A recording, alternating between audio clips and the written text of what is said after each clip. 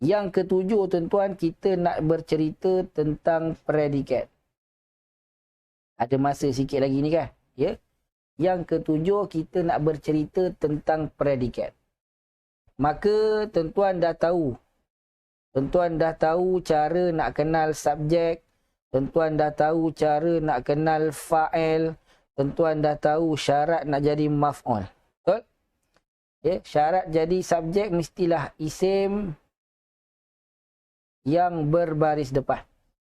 Syarat jadi fa'il pun sama, mestilah isim yang berbaris depan. Syarat jadi maf'ul mestilah isim yang berbaris atas.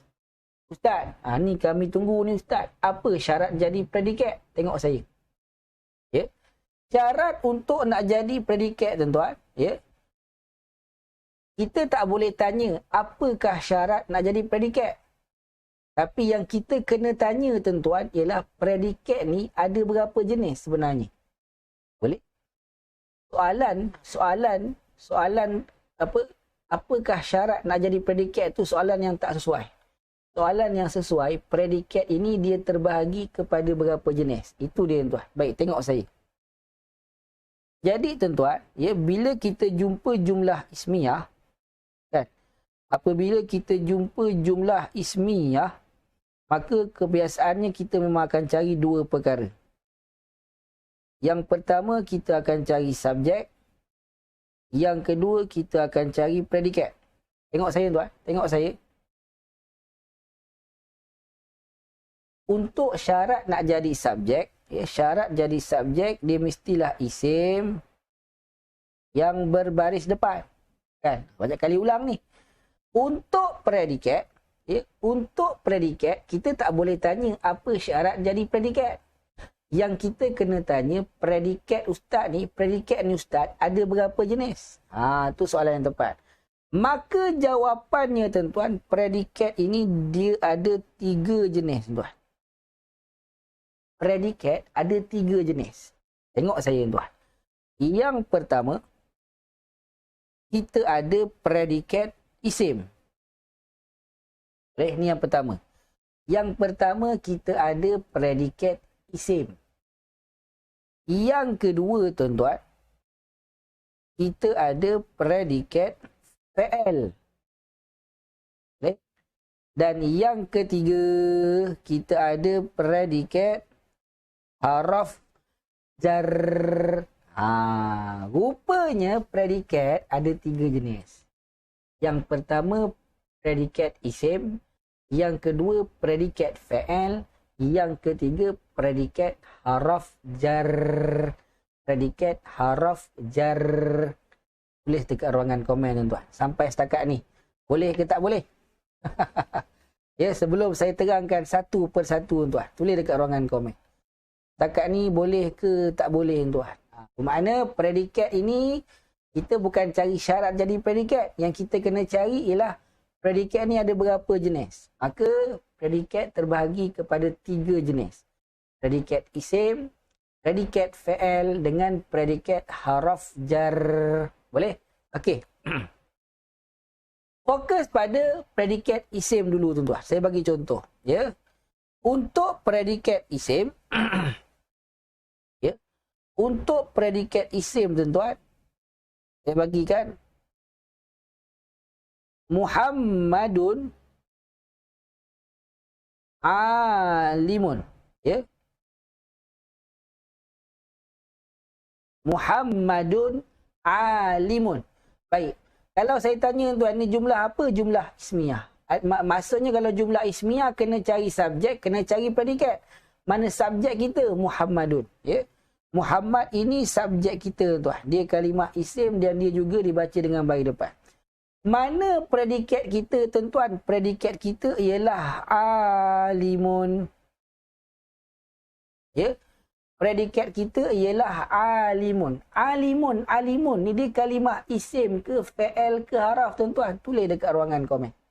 Ya. Alimun ni terjemahannya pandai. Kan? Alimun ni pandai.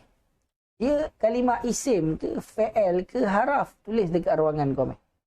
Tulis dekat ruangan komen. Tulis dekat ruangan komen. Tulis tuan. Alimun. Muhammadun alimun. Muhammad orang yang pandai. Alimun itu dia kalimah apa? Terbaik. Dia adalah kalimah isim. Dan tuan-tuan kena ingat, kalau predikatnya itu kalimah isim, setiap kali predikat itu predikat isim, maka isim tersebut tuan-tuan mestilah dibaca dengan baris depan. Predikat isim tuan-tuan mestilah berbaris depan. Maka predikat isim tuan-tuan mestilah berbaris depan. Boleh? Ini contoh predikat isim. Untuk predikat fa'al. Ya, untuk predikat fa'al tuan, yang kedua kan. Untuk predikat fa'al,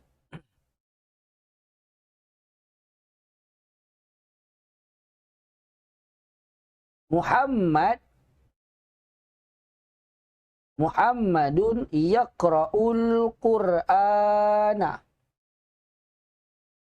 Ya. Muhammadun yaqra'ul Qur'ana. Ya. Ini jumlah apa ni? Jumlah ismiyah. Ya, sebab dimulai dengan kalimah isim. Maka tuan-tuan, mana subjek kita? Muhammad. Muhammad ni subjek kita lah macam biasa. Dia isim dan dia juga berbaris depan.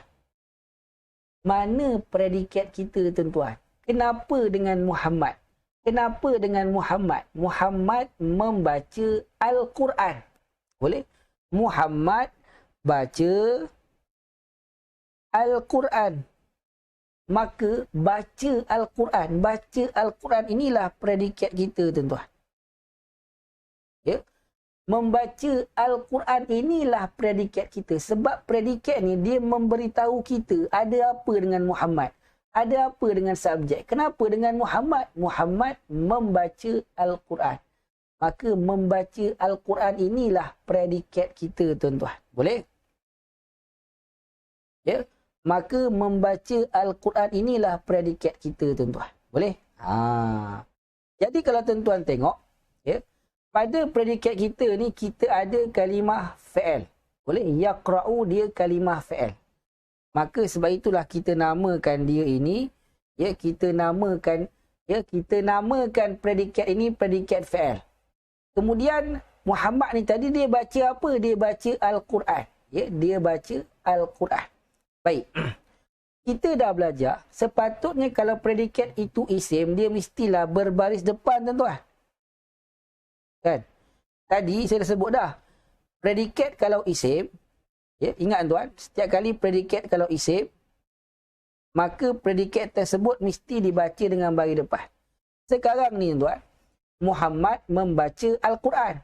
Ya, sepatutnya Al-Quran ini dibaca dengan baris depan. Tetapi kenapa dia dibaca dengan baris atas tuan? Tulis dekat ruangan komen. Sepatutnya Al-Quran ni dibaca dengan baris depan. Sebab dia kalimah isim. Tapi sekarang ni, Al-Quran dibaca dengan baris atas. Kenapa tak dibaca dengan baris depan? Tulis dekat ruangan komen. Tulis dekat ruangan komen.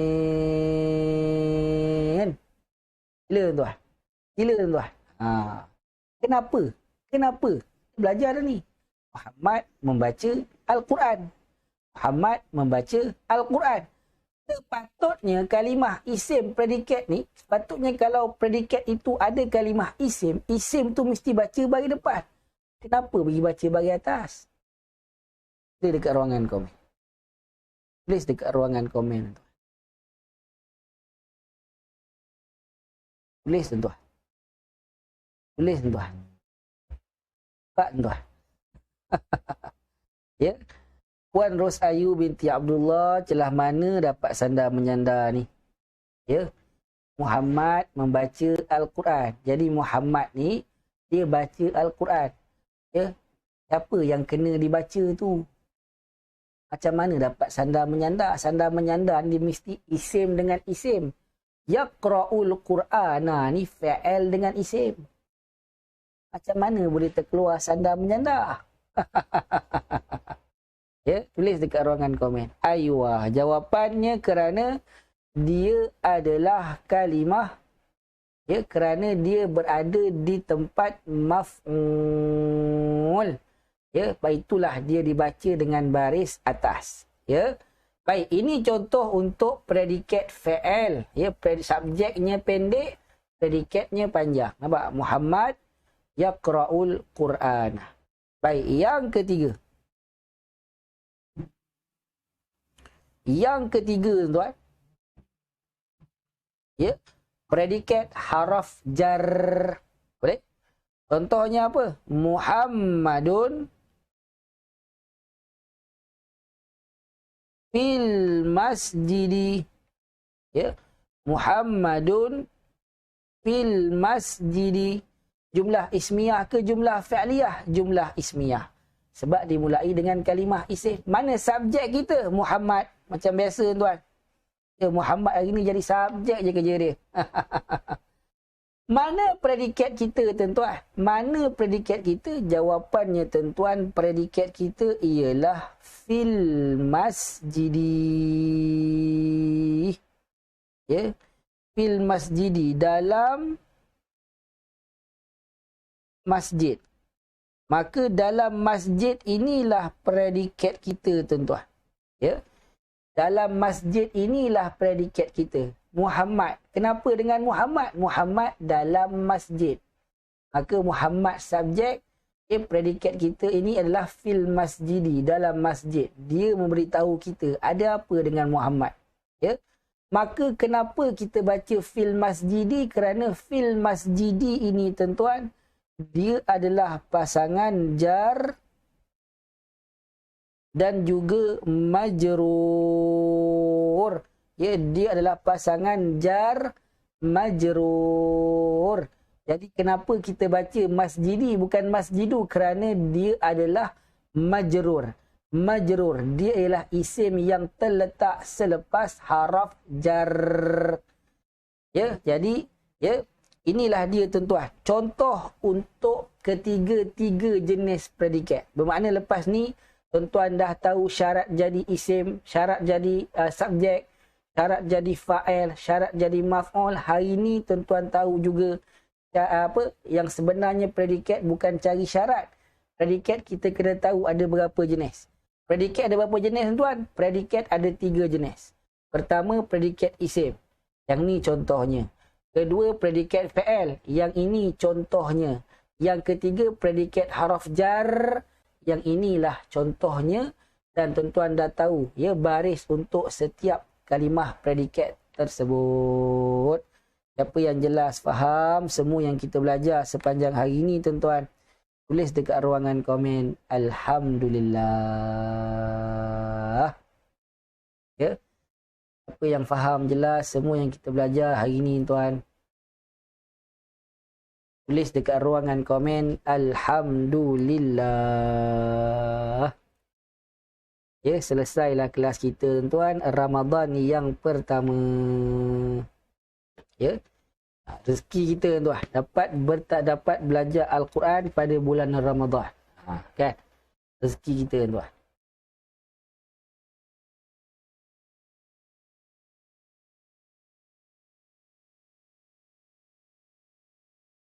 Aywa, mumtaz.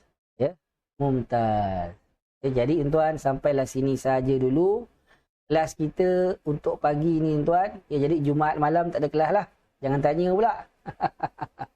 Ya, dan saya mengucapkan, ya, Ramadan Mubarak ataupun Ramadan Karim, tuan. Ya, Ramadan Karim, maka balaslah Allahu Akram, kan? Ya. Saya mengucapkan Ramadan Karim kepada semua tuan-tuan peserta-peserta kafah saya hari Jumaat. Ya. Dan semoga dapat menjalani ibadah puasa dengan sebaik mungkin. Semoga bertambah ketakwaan kita kepada Allah asbab pada bulan Ramadan tahun ini, tuan-tuan, insya-Allah. Ya.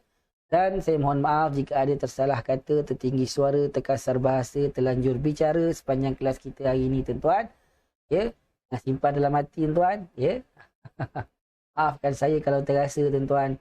Ya, aqulu qawli hadza wa astaghfirullahal azim li wa lakum.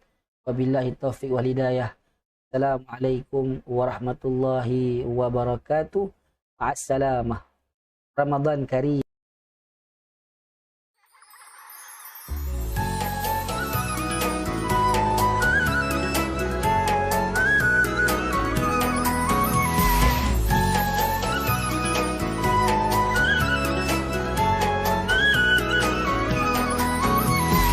مرحب مرحب يا هلال، أهلا أهلا كيف الحال؟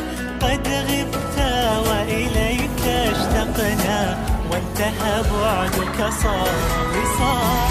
مرحب مرحب يا هلال، أهلا أهلا كيف الحال؟ قد غبت وإليك اشتقنا، وانتهى بعدك صار وصال. نعطي صبرا نأخذ أجرا، والله يرانا ويسمعنا. نغفر زلا نوصل أهلا، لأن رمضان يجمعنا.